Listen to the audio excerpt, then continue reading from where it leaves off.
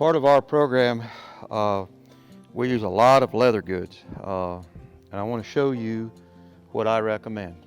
When we start a new horse, a green horse I'll call it, or a young horse, I like to use this rig right here, okay? Now this has rope reins on it, but this is called a half-breed bridle, I call it. And it's got a nose piece that goes over the horse's nose. And now this one's just got a regular old snaffle bit in it. I've got another one that's got a 3-piece bit, but I had to get it special made.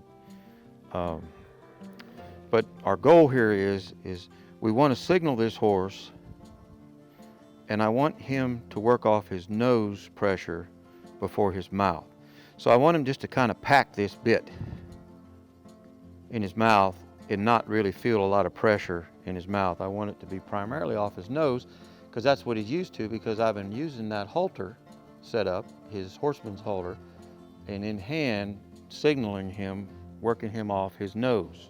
So then when we go to ride him, I want him to feel that same signal here as he did in his rope halter.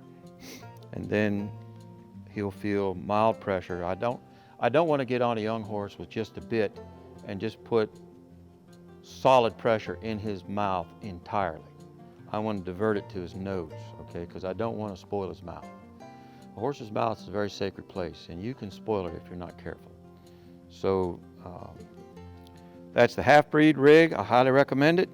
It's available on our store, and that's what you're going to ride a entry-level horse with, a horse that needs schooling.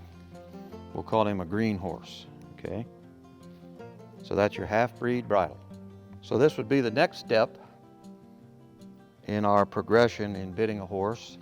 This is a snaffle bit, or a 3-piece French link bit, like we discussed earlier. And you can see here they really used this, and they got it broke in really good.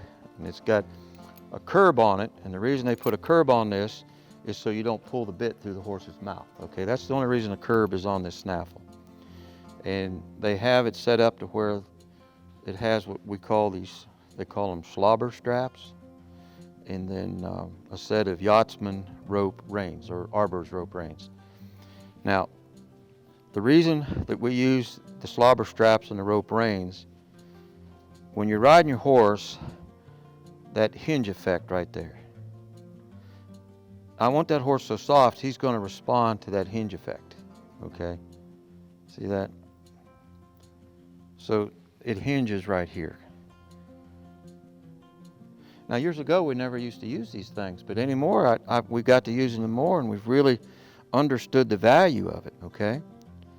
So the slobber straps, the rope reins, 3-piece, and then this is your leather headstall.